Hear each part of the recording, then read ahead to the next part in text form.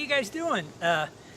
Sorry, I'm a little bit of a mess today. Hey, howdy, Bob Langston, Mr. Bob, your neighborhood naturalist from the North Carolina Zoo. And hang on a minute, this is a great day for getting sweaty. We'll get it back. I'm out here doing a little yard work today, and if you listen off in the distance, you might hear some other folks too. Talk a little bit about the yard here in just a second, and I'm going to show you some cool stuff, ways that you can take care of your yard that's really kind of cool for the environment. So stick with me for just a second on that. Now, that mower that I'm using, that's kind of the most, we'll call it efficient, energy efficient, and also it's the greenest mower that I own, because all of the energy, well, that's why I got a sweaty shirt. It's a great day for working up a sweat. I mentioned it before. But that one is completely manually operated, human powered. Now, just if it matters, I don't use that one that much. I have an electric one now that I kind of like to use. But anyway, I was just taking the tops off this stuff up here in the back. Cutting the grass. Guys, sooner or later, most of us are probably going to have to cut some grass. I know, it's a hot thing, happens in the summer. We get out here, we sweat, we fill up shirts and things like that. It's actually a kind of a cool physical activity to get outside, and it does some neat things too. So how you cut it is one thing. Now, like I said, I'm up here using the fully manual lawnmower. I do have an electric one that's battery powered that I can get up here and do a really nice job. But most of us grew up using gasoline-powered mowers, so I was trying to get a little bit away from the fossil fuels. We happen to know that where I live, a lot of our electricity is a carbon-neutral source, so hopefully we're not doing too much environmental damage. I will say the electric one and this one here are much, much quieter, so I don't have to wear my earmuffs. It's a lot cooler to do that, and plus, because it's not spewing out the carbon dioxide and stuff coming out of the exhaust pipe, it's you know, I don't get as out of breath, even though it's hard to believe me when I tell you that, and I just sort of stand here huffing and wheezing. Let me show you a little bit about what happens. When we start cutting grass, quite often, this is what we end up with, clippings. So how you do it is one thing. What you do with it is a whole nother thing. And some folks, if you have a lawn that's a lot more, kind of like a golf course anyway. It's a lot more uniform grass than just sort of the whatever came up in my yard. You might want to fertilize it a little bit, and you might want to keep nutrients in it. But what a lot of people do, they don't like to have the big clumps of the mowed grass hanging out in their backyard. So they'll put it in a bag, haul it out to the street, and let the city pick it up. Well, if you live in a place where the city will do that. My next door neighbor, often he bags his and he piles it up in the back of his yard and uses it for compost. We've introduced compost, and I'll talk about how that works at the yard level in just a second. I don't do that. I let it stay in the yard, and I'll explain a little bit about why in just a second. But these grass clippings, they actually are, they do a couple of really good things for us. Now, in just a minute or two, we're going to get right down in the grass, and we're going to take a look at what these clippings do for my lawn. So stick with me for a second and we'll do that. Why wait? Let's go ahead and get down on the grass, okay? Come on.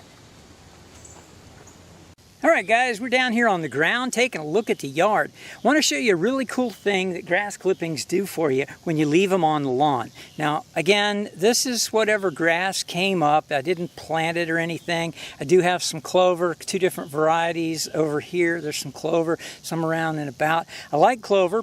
One of the key nutrients that you need for your plants, all plants, not just grass, to be healthy is nitrogen, and clover is a part of the bean family. It's a legume, and it actually puts nitrogen back into the soil. But you can do that with your grass clippings. So when you cut your grass, if you let them settle into the ground, you'll end up getting a mat like this. And this is basically, it's just nothing but grass clippings. You can see the red clay down here. Don't have a lot of topsoil out here. It's pretty nutrient poor is a good term we'll use for that. But when you leave the grass clippings there, it does a couple of things. This becomes mulch, and mulch does a few things for you. Number one, as the grass dries out, whenever it rains, all of that dry grass soaks up a little bit of water and it holds some moisture right here. Plus, as the rain goes into the soil, the mulch prevents the water from evaporating, so it helps everything become a lot more healthy. But as it slowly breaks down, you'll get, there's some old leaves in here. This is some old grass and some other stuff that's in here. I do get chunks of other things in here. This will actually sort of compost. It'll mix with the green, fresh grass clippings will mix with the brown stuff that's already down here, and it will compost and put some of the nutrition back into the soil. If you want to have healthy soil, a friend of mine with Cooperative Extension once said, you need about 4 pounds every year per acre of nitrogen type fertilizer, and that comes in a lot of different forms. You can get the chemical stuff or you can use this. What's really cool is if you do fertilize your yard, you have to put a lot less if you leave the clippings on the yard. Just leaving your clippings on the yard, it's estimated you can get 1/4 of your nitrogen back, so that helps everything to get a lot more healthy. Now this is a good mulched sort of surface. It's not super thick, but it does its job. Let's go take a look at an area that has none of this mulch, and I'll tell you some of the problems that happen with that. So come on, let's wander over here a little bit. We're out here in the dog lot, and this is where the puppy dogs like to play, so they tend to tear this grass up quite a lot. And they also tend, because they run, they dig up the mulch. As you can see down in here, there is very, very little mulch. Not much in the way of leaf clippings or anything that's in here. The only thing that's holding this area together pretty much is the clover. That's putting some nitrogen in here. One of the problems that happens is with no mulch and not a lot of grass cover, whenever it rains, this dirt right here, it's nothing but mineral clay for the most part, it's going to wash down the hill, which is that way. So when the dirt washes away, ultimately it can wash into the water, becomes silt. Any nutrients that were in here are gone. That's a problem. As it goes this way into the creek, one of the problems that happens is the dirt in the water makes the water cloudy. Cloudy water soaks up heat from the sun. Hot water doesn't hold much oxygen. It's not good for fish, not good for amphibians and things like that. So that's one of the reasons we want to keep our grass growing, number one. But if we keep some of the grass clippings on the ground, it's a lot better. For example, this is some of that stuff I was showing you. If I just take some of this and spread it in here and then move the grass aside, this can actually help form a little bit of a mulch layer. It's a start. It's not going to do a whole heck of a lot, but over the course of a summer, you can actually build up a pretty good layer of this stuff. So again, leaving your grass clippings on your yard, it can save you money. You don't have to put as much fertilizer. It can keep the water safer. It's better for your yard, and ultimately it's better for all of the various plants and that grow here and any animals that might, feed from these plants. Over here, that way, I've got some clover growing, and as long as the clover grows, I have bees and butterflies. So that's a really good thing too. So that's just one of the really cool things you can do.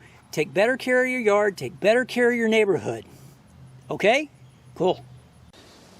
Alrighty, so there's our small little sweaty adventure. Taking a look at some grass, cutting some grass and things of that nature. I mentioned that sooner or later most of us will have to cut some grass. There's advantages and disadvantages of letting it get too high. One of the things that happens when it gets too high is you start having critters that live in the grass. Sometimes they're mice, sometimes they're other rodents, and as it gets higher, closer to your house, ultimately they'll come in the house. Funny thing about rodents, snakes like to eat them. And if you have rodents, chances are you're going to have snakes, and sometimes you're going to have the venomous ones. We do have a lot of copperheads here in the neighborhood. Don't want them necessarily in the house because the dogs will go after them, so we have to watch out for that. Just one of those things of moderating how everybody can kind of live together. So leaving those grass clippings in your yard, again, it saves you money. You don't have to put out as much fertilizer. It keeps your yard green because it keeps the moisture in the ground. You don't have to water it as much, and that works out really well. It keeps the dirt from washing down into the creek over there. That's a good thing, and you have to put out less fertilizer so you don't have fertilizer in the creek. So all those things make for a healthier neighborhood. That's a plus. It's really a good way that you can do something really simple, take care of the neighborhood, take care of your yard. What do you think? All right, North Carolina Zoo, we're back open to the public. We do have some certain limitations on visitation. It means that there's a limited number of tickets available every day. You do have to get your tickets in advance, and you do have to have an appointment for your entry time. To take care of those items, you can visit our website at www.nczoo.org. That will get you everything you need to know about current operations at the North Carolina Zoo. For the zoo, I'm Mr. Bob Langston, your neighborhood naturalist. Thank you once again for allowing me to spend just a little bit of time with you, and hopefully you and I can take better care of our lawns, our neighborhoods, and each other. Take it easy, stay safe. We'll see you next time.